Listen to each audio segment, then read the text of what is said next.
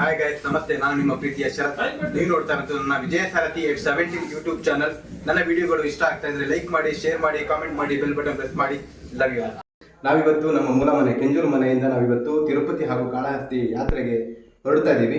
ನಮ್ಮ ಸೌತ್ ಕೇಂದ್ರ ಅಥವಾ ತುಳುನಾಡ ಪದ್ಧತಿಯ ಪ್ರಕಾರ ನಾವೇನೇ ಶುಭ ಸಮಾರಂಭ ಮಾಡೋದಾಗ್ಲಿ ಅಥವಾ ಯಾವುದೇ ನಾವು ಒಂದು ಕಾರ್ಯಗಳನ್ನ ಕೈಗೊಳ್ಳೋದ್ರಿಂದ ಮುಂಚೆ ನಮ್ಮ ಮನೆ ದೈವವಾಗಿರುವಂತಹ ವರ್ತೆ ಪಂಜುರ್ಲಿ ಅದರ ಪೂಜೆ ಮಾಡೋ ಮುಖಾಂತರ, ದೇವರಿಗೆ ಪ್ರಾರ್ಥನೆ ಮಾಡೋ ಮುಖಾಂತರ ನಾವು ಮುಂದಿನ ಎಲ್ಲ ಕಾರ್ಯಕ್ರಮಗಳನ್ನು ಕೂಡ ಕೈಗೊಳ್ತಾ ಇದ್ದೀವಿ. ಹಾಗೆ ಇವತ್ತು ನಮ್ಮ ಕುಟುಂಬ ಸಮೇತ ನಾವು ವರ್ತೆ ಪಂಜುರ್ಲಿ ದೈವವನ್ನು ನೆನೆಸ್ಕೊಂಡು ಎಲ್ಲರಿಗೂ ಒಳ್ಳೆಯದಾಗಲಿ ಅಂತ ನಾವು ಪ್ರಾರ್ಥನೆ ಮಾಡೋ ಮುಖಾಂತರ ನಾವು ಮುಂದಿನ ಯಾತ್ರೆನ ಕೈಗೊಳ್ತಾ ಇದ್ದೀವಿ. ಉದ್ದೇಶ ಏನು ಅಂತಂದ್ರೆ, ನಮ್ಮ ದಕ್ಷಿಣ ಕನ್ನಡ ಅಥವಾ ಸೌತ್ ಕೇಂದ್ರ ಅಥವಾ ತುಳುನಾಡ ಪದ್ಧತಿಯನ್ನು ಏನು ಕರಿತೀವಿ, ತುಳಸಿ ಪೂಜೆ ಅಥವಾ ವಸಂತ ಅಂತ ಕರಿತೀವಿ ನಾವು ದಕ್ಷಿಣ ಕನ್ನಡದಲ್ಲಿ.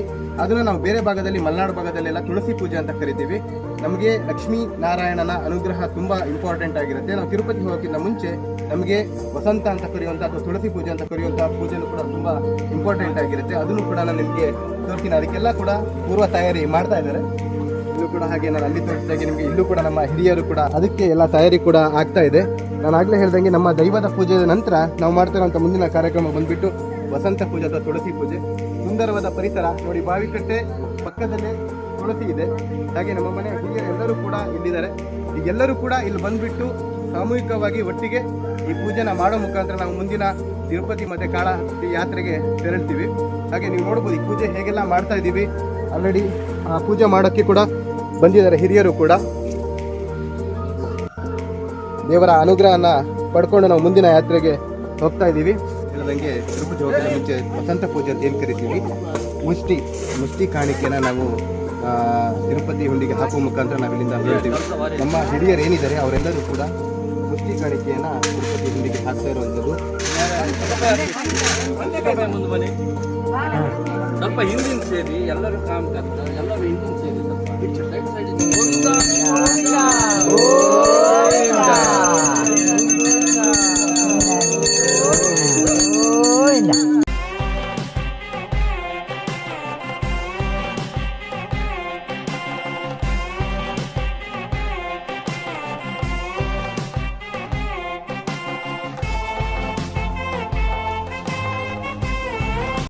ವೀಕ್ಷಕರೇ, ನಾವಾಗಲೇ ಏನು ವಸಂತ ಅಂತ ಹೇಳಿದೆ ಅಥವಾ ತುಳಸಿ ಪೂಜೆ ಅಂತ ಏನು ಹೇಳಿದೆ, ಆ ಪೂಜೆ ಆದ ನಂತರ ನಾವು ತಿರುಪತಿ ಹುಂಡಿಗೆ ಹಾಕುವಂತಹ ಕಾಣಿಕೆ ಆಗಿರ್ಬೋದು ಅಥವಾ ಅಲ್ಲಿ ಪೂಜೆ ಮಾಡಿರುವಂತಹ ದೀಪ ಆಗಿರ್ಬೋದು, ಅದನ್ನ ತಂದು ನಾವು ಮನೆ ಒಳಗಡೆ ಮುಹೂರ್ತ ಕಂಬ ಅಂತ ಹೇಳ್ಬೋದು. ಅಂದ್ರೆ ನೋಡಿ, ಹಳೆಯ ಕಾಲದವರ ಒಂದು ಶೈಲಿಯಲ್ಲಿ ಮನಸ್ಥಿತಿ ಅಂತಂದ್ರೆ ಯಾವುದೇ ಪೂಜೆ ಪುನಸ್ಕಾರ ಅಥವಾ ಯಾವುದೇ ಶುಭ ಸಮಾರಂಭ ಮಾಡಬೇಕಾದ್ರೂ ಕೂಡ ಇಲ್ಲಿ ಮುಹೂರ್ತ ಕಂಬ ಅಂತ ಏನು ಕಾಣ್ತಾ ಇದೆ ನೋಡಿ, ತೋರಿಸ್ತಾ ಇದ್ದೀನಿ. ಈ ಮುಹೂರ್ತ ಕಂಬನ ಆಲ್ರೆಡಿ ಅವರು ಮನೆ ಕಟ್ಟಬೇಕಾದ್ರೆ ಫಿಕ್ಸ್ ಮಾಡಿರ್ತಾರೆ. ಆ ಮುಹೂರ್ತ ಕಂಬದ ಮುಂದೆ ನಾವು ತಂದುಬಿಟ್ಟು ಈ ಮಣೆ, ದೀಪ, ಈ ಎಲ್ಲ ಒಂದು ದೇವರಿಗೆ ಸಲ್ಲಬೇಕಾಗಿರುವಂಥ ನೈವೇದ್ಯ ಎಲ್ಲ ಕೂಡ ಇಲ್ಲಿ ಇಟ್ಟಿರ್ತೀವಿ. ತುಂಬ ಖುಷಿ ಆಗುತ್ತೆ. ಯಾಕಂತಂದ್ರೆ ಅವಾಗಿನವರ ಒಂದು ಬುದ್ಧಿವಂತಿಕೆ ಯಾವ ಥರ ಇತ್ತು ಅಂದರೆ, ಇಂಥದ್ದೇ ಜಾಗದಲ್ಲಿ ತಂದುಬಿಟ್ಟು ಇದನ್ನ ಇಡಬೇಕು ಅನ್ನೋದು ಅವಾಗಿನವರಿಗೆ ಅವಾಗಲೇ ಫಿಕ್ಸ್ ಆಗಿರೋದು ಎಷ್ಟು ಖುಷಿ ತರುವಂಥ ವಿಚಾರ. ಇವಾಗ ನನಗೆ ಕೂಡ ಇದು ಫಸ್ಟ್ ಟೈಮ್ ನಾನು ಇದನ್ನ ನೋಡ್ತಾ ಇರುವಂಥದ್ದು ಮುಹೂರ್ತ ಕಂಬ.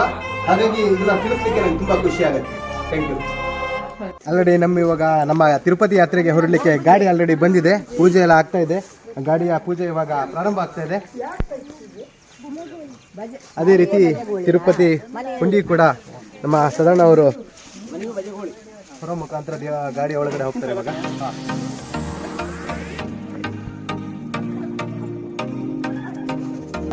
ನಿಮ್ಮೆಲ್ಲ ಹಾರೈಕೆಯೊಂದಿಗೆ ನಾವು ತಿರುಪತಿ ಮತ್ತು ಕಾಳಹಸ್ತಿ ಯಾತ್ರೆನ ಈಗಾಗಲೇ ಶುರು ಮಾಡ್ಕೊಂಡಿದ್ದೀವಿ.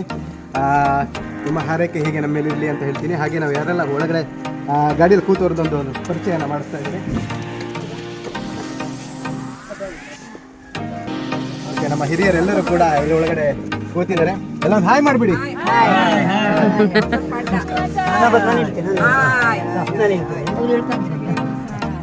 ವಿಡಿಯೋಗ್ರಾಫರ್ ಆಗಿರುವಂಥ ದೀಕ್ಷಾ ಅವರು ಇಲ್ಲಿದ್ದಾರೆ. ಅವ್ರು ಬರ್ತಾ ಇಲ್ಲ, ಆದರೆ ಇಷ್ಟೋ ತನಕ ನನಗೆ ವಿಡಿಯೋ ಮಾಡ್ಲಿಕ್ಕೆ ಹೆಲ್ಪ್ ಮಾಡಿರಂತ ಅವರಿಗೆ ಕೂಡ thank you so much. Okay, Sharath ಅವರು ತಮ್ಮ ಯೂಟ್ಯೂಬ್ ಚಾನಲ್ನ ಇವತ್ತಿಂದ ಸ್ಟಾರ್ಟ್ ಮಾಡ್ತಾ ಇದ್ದಾರೆ. ಒಳ್ಳೆ ಕೆಲಸದಿಂದ ಸ್ಟಾರ್ಟ್ ಮಾಡ್ತಾ ಇದ್ದಾರೆ. ತಿರುಪತಿ ಯಾತ್ರೆಯಿಂದ ಶುರು ಮಾಡ್ತಾ ಇದ್ದಾರೆ. ಅವರಿಗೂ ಅವ್ರ ಚಾನಲ್ಗೂ ಹೊರಟಿರೋ ಎಲ್ಲರಿಗೂ ಒಳ್ಳೇದಾಗಲಿ ಅಂತ ಕೇಳ್ಕೊತೀನಿ. All the best.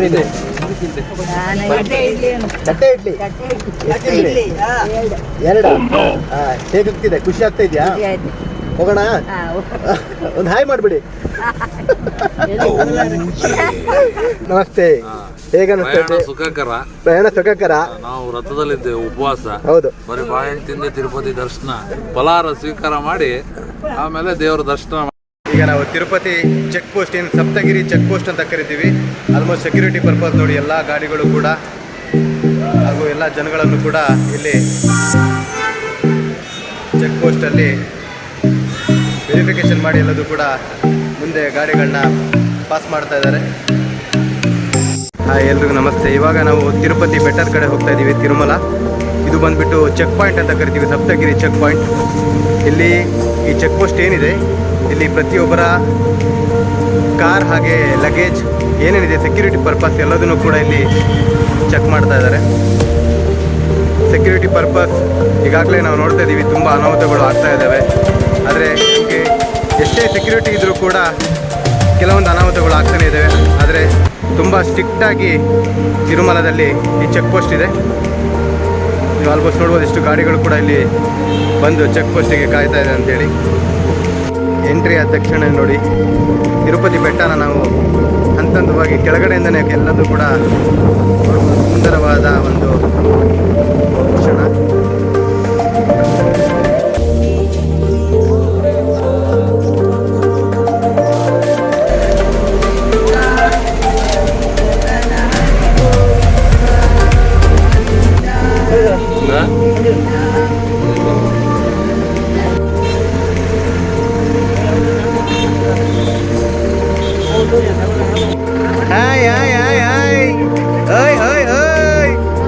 ಸ್ನೇಹಿತರೆ, ನಾವಿವಾಗ ಆಲ್ರೆಡಿ ತಿರುಪತಿ ರೀಚ್ ಆಗಿದ್ದೀವಿ. 2:30 ಗಂಟೆ. ಆಲ್ರೆಡಿ 2:30 ಗಂಟೆಗೆ ದರ್ಶನಕ್ಕೋಸ್ಕರ ಎಷ್ಟು ಜನ ಕ್ಯೂವಲ್ಲಿ ನಿಂತಿದ್ದಾರೆ ಅಂತ ನೀವೇ ನೋಡ್ಬೋದು. ಗಂಟೆ ಬೆಳಗಿನ ಜಾವ 4 ಗಂಟೆ.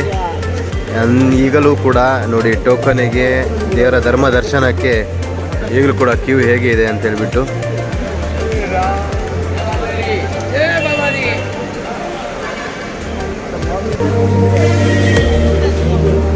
ಇನ್ನು ನಾವು ಕೌಂಟ್ರ್ ಹತ್ರ ಹೋಗ್ಬೇಕಾದ್ರೆ ನನ್ನ ಪ್ರಕಾರ ಒಂದು 4:30-5 ಗಂಟೆ ಆಗ್ಬೋದು ಅನಿಸುತ್ತೆ. ಅಷ್ಟು ಜನ ಇನ್ನೂ ಕೂಡ ಇದ್ದಾರೆ.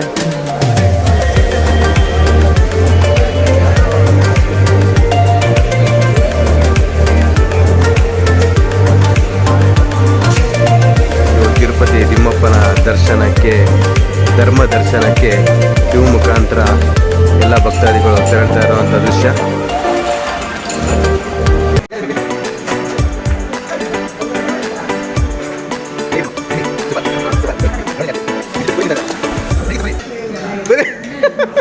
ಶುಗರ್ 400 ಇದ್ರೆ 2 ಬಂದು ಹೊಡೆದ್ರು. ಚೆನ್ನಾಗಿತ್ತಾ?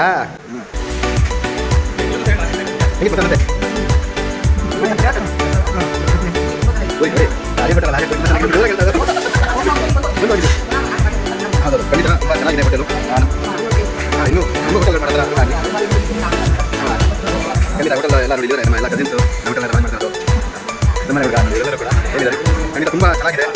ಫುಡ್ ತುಂಬ ಚೆನ್ನಾಗಿದೆ. ನೀವೇನಾದರೂ ಧರ್ಮಸ್ಥಳ ಬಂದರೆ ಅಯೋಧ್ಯೆ ಹೋಟೆಲ್ನ ಮಿಸ್ ಮಾಡ್ದಂಗೆ ಬಂದು ಫುಡ್ ಟೇಸ್ಟ್ ಮಾಡಿ. ತುಂಬ ಚೆನ್ನಾಗಿದೆ. ಏನು ಟೇಸ್ಟ್ ಮಾಡಿದಾಗ ನೀವು ಬಂದು ಹಾಗೆ ನೋಡೋಣ. ಎಲ್ಲರೂ ಎದ್ದು ರೆಡಿಯಾಗಿದ್ದಾರೆ. ಇವತ್ತು ನಾನು ಆವಾಗಲೇ ಹೇಳ್ದಂಗೆ ತಿರುಪತಿ ಬೆಟ್ಟನ ಹತ್ತಿದ್ದೀವಿ, ತಿರುಪತಿ ದೇವಸ್ಥಾನಕ್ಕೆ ಹೋಗ್ತಾ ಇದ್ದೀವಿ. ಏನು ಮಾಡ್ತಾ ಇದ್ದಾರೆ ಎಲ್ಲರೂ ಕೂಡ ಬನ್ನಿ. ಆಲ್ರೆಡಿ ನೋಡ್ತಾ ಇದ್ದೀರಾ. ನಾನು ಆಗಲೇ ಹೇಳ್ದಂಗೆ ನಮ್ಮ ಕಸಿನ್ಸ್ ಮಹೇಶ್ ಅಣ್ಣ ಮತ್ತು ಗಿರೀಶ್ ಅಣ್ಣ ಮತ್ತು ಅವ್ರ ಫ್ಯಾಮಿಲಿ ಅವರು ಕೂಡ ಇವತ್ತು ನಮ್ಮ ಜೊತೆ ಜಾಯ್ನ್ ಆಗಿದ್ದಾರೆ ಬ್ಯಾಂಗ್ಳೂರಿಂದ ತಿರುಪತಿ. ಎಲ್ಲರೂ ಕೂಡ ಇಲ್ಲಿ ಆಲ್ರೆಡಿ ಹರಟೆ ಹೊಡಿತಾ ಮಾತಾಡ್ತಾ ಇದ್ದಾರೆ. ಮೊದಲಾಗಿ ನಮ್ಮ ಮಹೇಶ್ ಅಣ್ಣ ಮಾತಾಡ್ತೀವಿ. ಹೇಗಿತ್ತು ಜರ್ನಿ ನಿಮ್ಮದು? ಚೆನ್ನಾಗಿತ್ತು. ಬಟ್ ತುಂಬ ಕ್ಯೂ. ಬಟ್ ತಿರುಪತಿಯಲ್ಲಿ ಹೀಗೆ ಯಾವಾಗಲೂ ಆ ಥರ ದರ್ಶನ ಮಾಡಿದರೆ ಪುಣ್ಯ ಜಾಸ್ತಿ ಅಂತೆ. ಖಂಡಿತ ಅಷ್ಟು ಈಸಿಯಾಗಿ ದರ್ಶನ ಕೊಡಲ್ಲ ಅವನು ವೆಂಕಟೇಶ. ತುಂಬ ಖುಷಿಯಾಗುತ್ತೆ. ಫ್ಯಾಮಿಲಿ ಮೆಂಬರ್ಸನ್ನು ಒಟ್ಟಿಗೆ ಮಾಡುವ ಒಂದು ಅವಕಾಶ ಸಿಕ್ಕಿದೆ.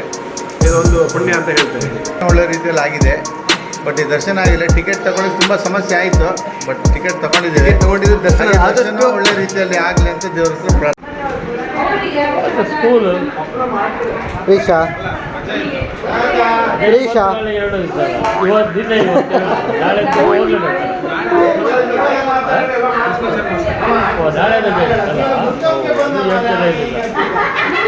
ನೀವೆಲ್ಲರೂ ಕೂಡ ನೋಡ್ತಾ ಇರೋವಂಥದ್ದು ಇವಾಗ ತಿರುಪತಿ ಬೆಟ್ಟದ ಮೇಲಿರುವಂಥ ತಿರುಮಲ. ಇಲ್ಲಿ ಪಾಪ ವಿನಾಶನಂ ಅನ್ನೋ ಒಂದು ತೀರ್ಥ ಸ್ಥಳ ಇದೆ.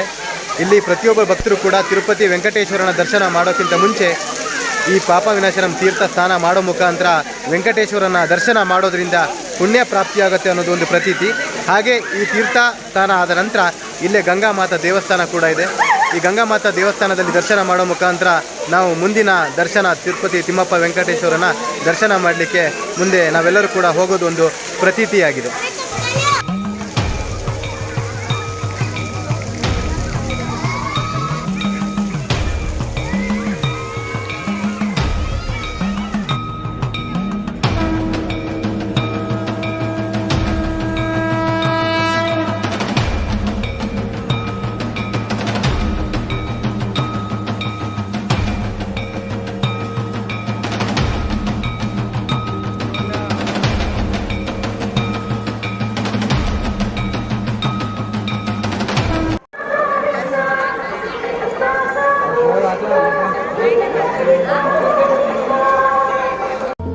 ವಿಡಿಯೋ ಮಾಡ್ತಾ ಹೇಳ್ತಾ ಇದ್ದೆ, ನನ್ನ ಮೊದಲ ಅನುಭವ ದೇವ್ರ ಮುಂದೆ ನಿಂತಾಗ ಹೇಗಿತ್ತು. ಇಷ್ಟು ದಿನ ನಾನು ತಿರುಪತಿ ತಿಮ್ಮಪ್ಪನ ದರ್ಶನ ಮಾಡಿದೆ, ನಾನು ಎಷ್ಟು ಅದರಿಂದ ಅವಕಾಶ ವಂಚಿತನಾಗಿದ್ದೆ ಅಂತ ನಾನು ಇವತ್ತು ಫೀಲ್ ಮಾಡಿದೆ.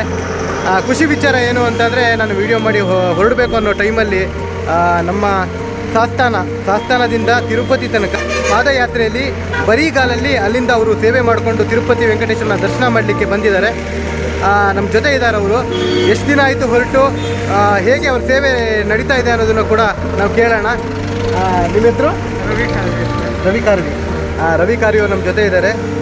ಯಾವತ್ತು ಹೊರಟಿದ್ದು, ಎಷ್ಟು ದಿನ ಆಯಿತು ಇಲ್ಲಿ ಬರಬೇಕಾದ್ರೆ? 10ನೇ ತಾರೀಕು ಹೊರಟಿದ್ದು ನಾವು ಅಲ್ಲಿಂದ. ಇವಾಗ 26 ತಾರೀಕು.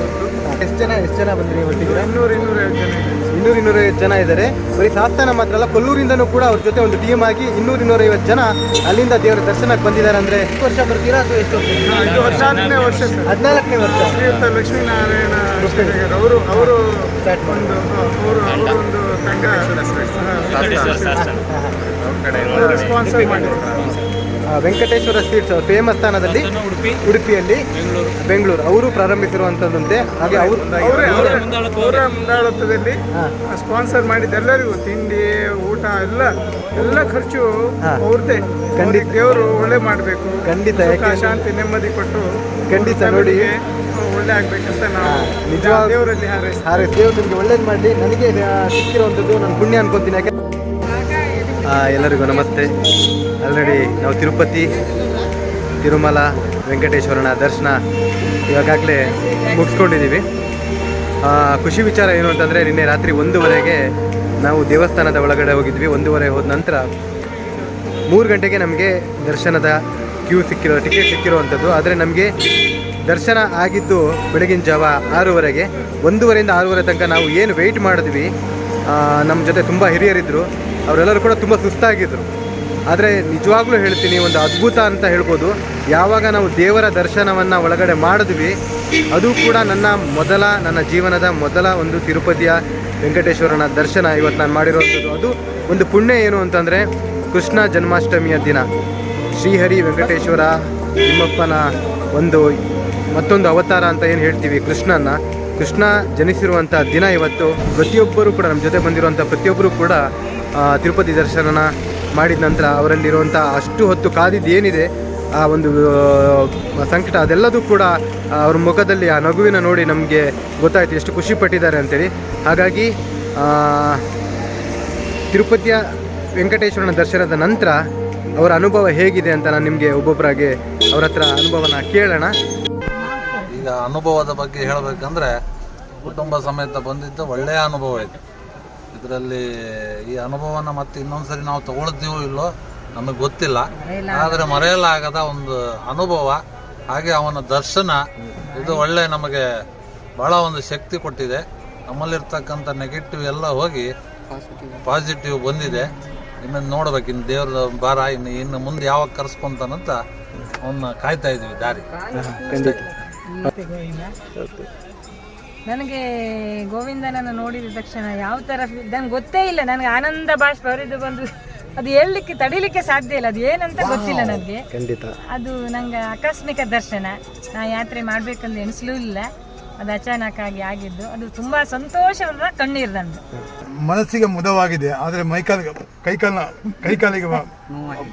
ಕೈಕಾಲಿಗೆ ಭಾರಿ ನೋವಾಗಿದೆ. ಯಾಕೆ ಹೇಳಿದ್ರೆ ತಿರುಗಿದ ಜಾಗ ಅಷ್ಟಿಷ್ಟು ಅಲ್ಲ, ಇನ್ನೊಂದು ಹೇಳಿದಾಗ ಆವಾಗ ಯಾರು ಹೇಳಿದರು ಒಂದೇ ಇಲ್ಲಿ ಆ ಸಾರಥಿ ಅಂತ ಹೇಳಿದ್ರೆ ಎಲ್ಲ ವಿಷಯ ಗೊತ್ತಿರಬೇಕು. ನಮ್ಗೆ ಅರ್ಧ ಬರ್ಧ ವಿಷಯ ಗೊತ್ತಿರೋ ಒಬ್ಬ ಅಲ್ಲಿ ನಾವು ಅಲ್ಲಿ ಹೋಗೋದು ಮತ್ತೆ ಅಲ್ಲಿ ಅಲ್ಲ ಅಂತ ಹೇಳಿ ಕರೆಯೋದು ವಾಪಸ್ ಬರೆಯೋದು. ಇದು ಆದ್ರಿಂದ ಇನ್ನು ಮುಂದೆ ಬರುವಾಗ ಎಲ್ಲ ವಿಷಯ ತಿಳ್ಕೊಂಡ್ಬಿಡ್ದು ಒಳ್ಳೇದು. ಇನ್ನು ಒಂದು ನನಗೆ ಮುಖ್ಯ ವಿಷಯ ಏನು ಹೇಳಿದ್ರೆ, ಮುಂಚೆ ಈ ಪ್ಲೇಸಿಗೆ ಬರುವಾಗ ಇಲ್ಲಿ ಇರುವ ಆಹಾರವನ್ನು ನಾವು ತಿಂತ ಇತ್ತು. ಈ ಸಲ ಬಂದಾದ್ಮೇಲೆ ನಮ್ಗೆ ಬೇಕಾದ ಆಹಾರವನ್ನು ನಾವು ತಿಂದಿದ್ದು ತುಂಬಾ ಉತ್ತಮವಾದ ವಿಷಯ. ಯಾಕಂತ ಹೇಳಿದ್ರೆ ಗುರುಮಠದಲ್ಲಿ ನಮಗೆ ಬೇಕಾದ ಆಹಾರ 6 ದಿನದ ಬಂದಿತ್ತು. ಇಲ್ಲಿಯ ಫುಡ್ ಅನ್ನು ಬೇಕಾ ಬೇಡ ಬೇಡ ಬೇಡ ಇಲ್ಲೂ ಹಾಗಲ್ಲ, ಇನ್ನು ಹಾಕಿ ಆ ಇಡ್ಲು, ತಟ್ಟೆ ಇಡ್ಲಿ, ಬೆಳ್ತಿಗೆ ಅನ್ನ, ಸೌತಿಗೆ ಹೋಳಿ, ಗುಮ್ಮಳಿಗೆ ಹೇಳಿ, ಮತ್ತು ಅವರು ಬಳಸುವವರ ಒಂದು ಹಿತವಾದ ನುಡಿ, ಇನ್ನು ಬೇಕಾದ್ರೆ ಹಾಕೊಳ್ಳಿ ಬಿಡಬೇಡಿ, ಅದು ತುಂಬ ನಮ್ಗೆ ಖುಷಿ ಆಯಿತು ಅಷ್ಟೇ.